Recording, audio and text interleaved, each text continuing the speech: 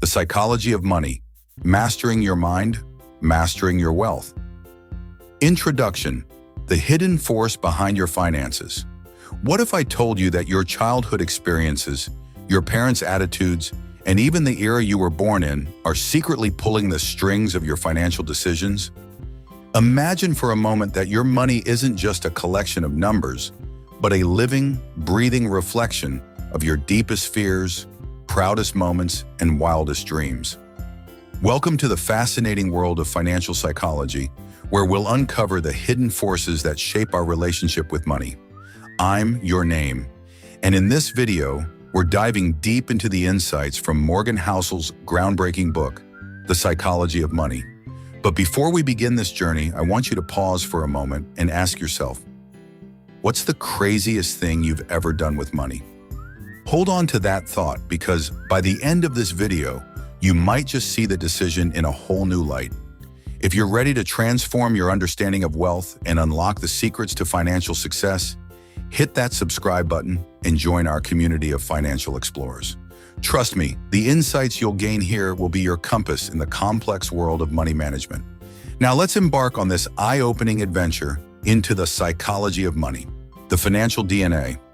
We're all a little crazy, and that's okay. Imagine two friends born just 20 years apart.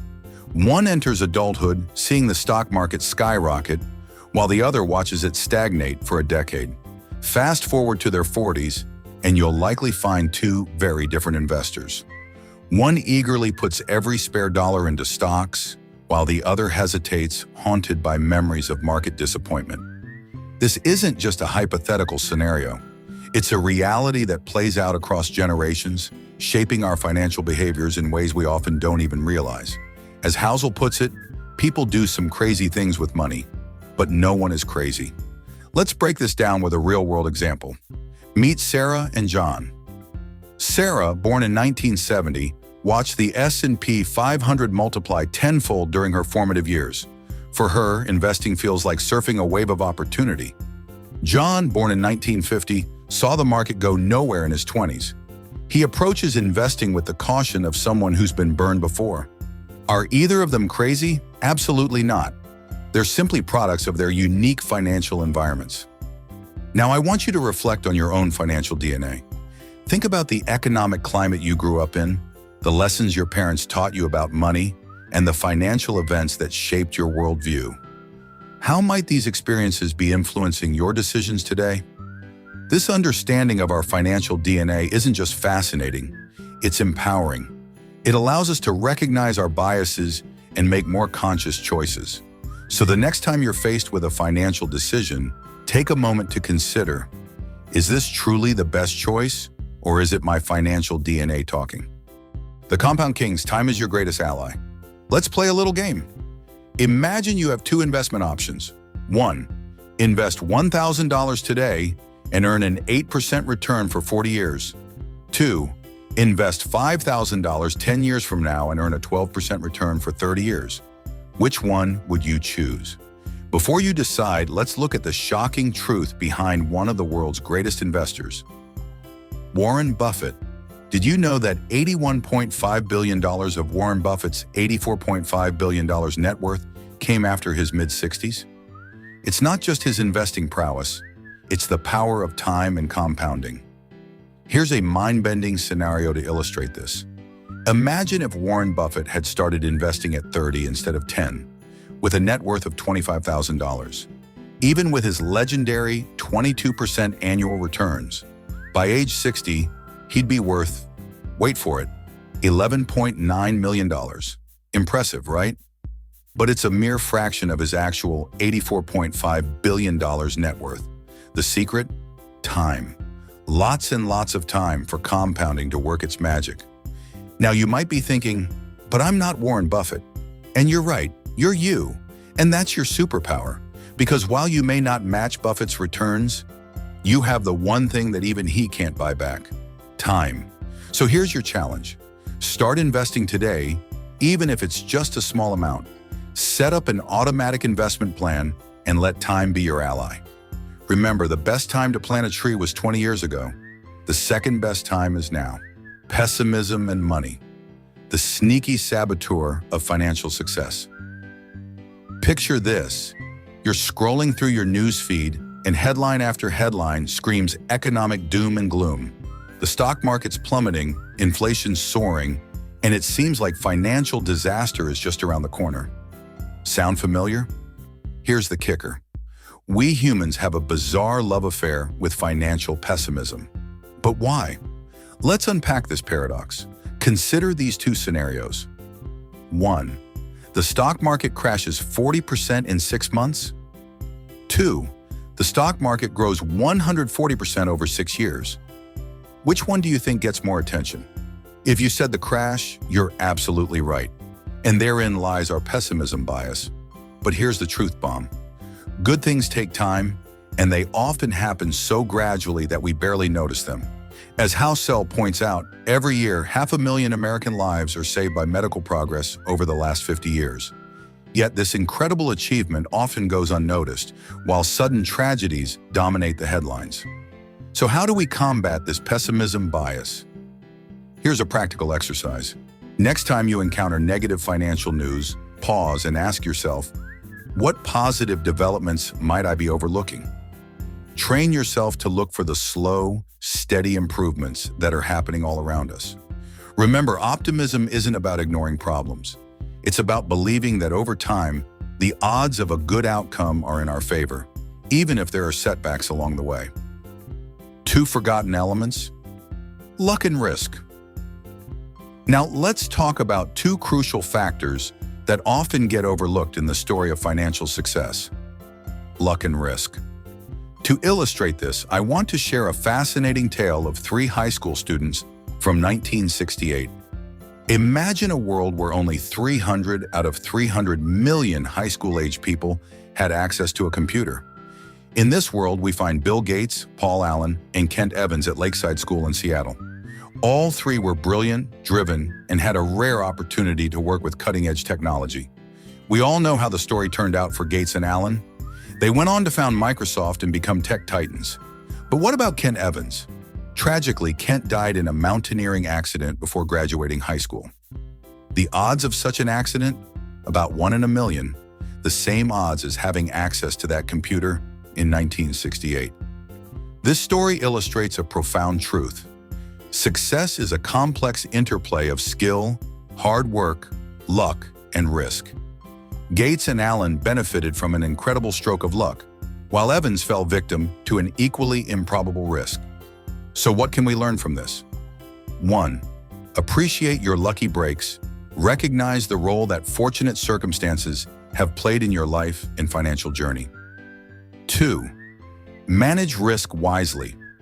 While we can't control everything, we can take steps to protect ourselves from unnecessary risks. 3.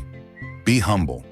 Understanding the role of luck and risk can help us approach our successes with humility and our setbacks with resilience. Remember, your financial journey is like sailing a boat. You can control the rudder and the sails, but you can't control the wind and the waves. The key is to navigate skillfully while acknowledging the forces beyond your control. The key to happiness, time, not just money. Now let's talk about something that might surprise you. The ultimate goal of building wealth isn't just to have a big bank account. It's to buy the most valuable asset of all, time. Husserl puts it beautifully. The key to happiness is the ability to do what you want, when you want, with who you want, for as long as you want. Think about it. What's the point of being rich if you're chained to your desk 80 hours a week? That's not wealth. That's a gilded cage. Let me share a personal anecdote. A few years ago, I met 2 friends for coffee. One had just bought a luxury car. The other had quit his high-paying job to start a passion project. Guess which one seemed happier? It wasn't the one with the fancy car. The one pursuing his passion had a spark in his eyes that no amount of horsepower could match. This isn't just feel-good philosophy. It's backed by research. Studies show that having control over your time is the most reliable predictor of happiness, more than salary or job prestige. So here's your challenge. Start thinking of money not just as a number in your bank account, but as a tool to buy back your time. Ask yourself, 1.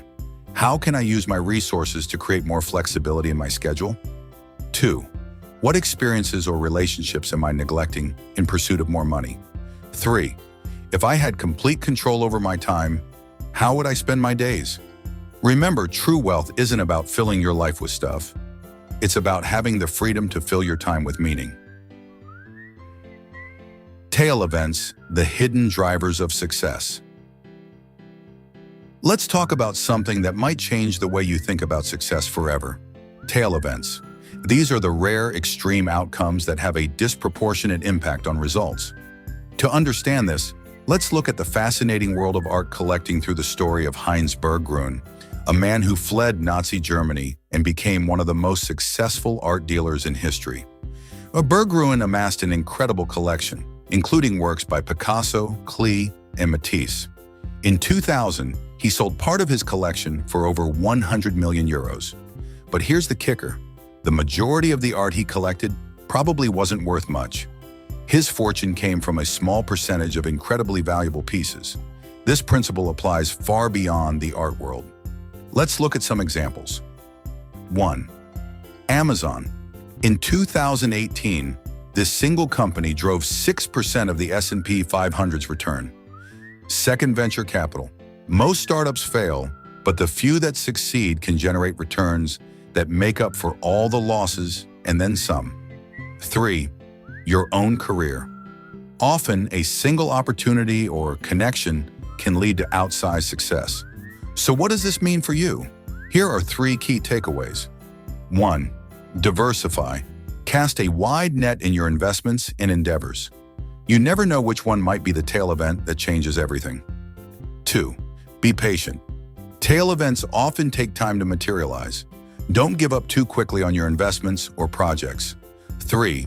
Learn from failure. Each failure is a data point that can lead you closer to your tail event success. Remember, success often isn't about being right all the time. It's about being right on the things that really matter. True wealth versus being rich, the invisible fortune. Now let's tackle a crucial distinction that could revolutionize your financial life. The difference between being rich and being truly wealthy. Picture this. You're driving down the street and see someone in a flashy sports car. Are they wealthy? Not necessarily. They might be rich, but true wealth is invisible. As Housel says, wealth is what you don't see. It's not the car in your driveway or the watch on your wrist. It's the money you haven't spent, quietly growing and working for you. Let me share a personal story to illustrate this. I once knew 2 colleagues. Let's call them Alex and Sam. Alex always had the latest gadgets and took luxurious vacations. Sam, on the other hand, drove an older car and lived in a modest home. Years later, I discovered that Sam had quietly built a substantial investment portfolio and was able to retire early, while Alex was still working to maintain his lifestyle. The lesson?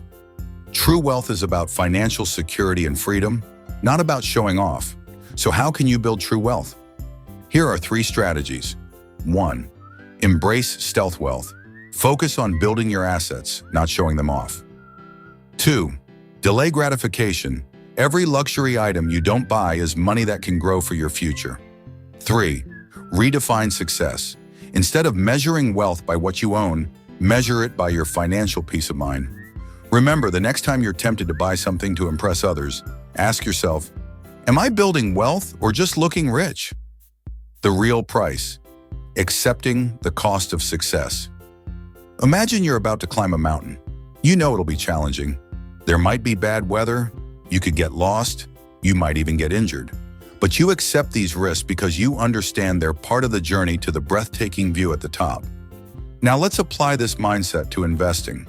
Many people approach the stock market thinking they can get something for nothing, all the rewards without any of the risks. But as Housel points out, that's like trying to steal a car instead of buying one. Here's a thought experiment.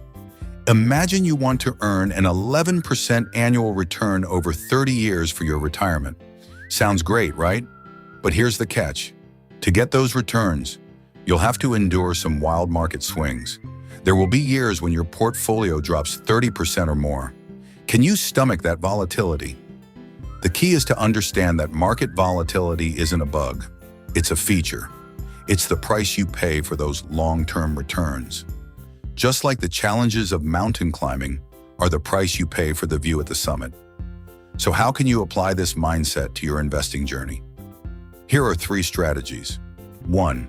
Set realistic expectations. Understand that market ups and downs are normal and necessary. 2. Focus on the long term. When markets get rocky, zoom out and remember your long-term goals. 3. Reframe your thinking.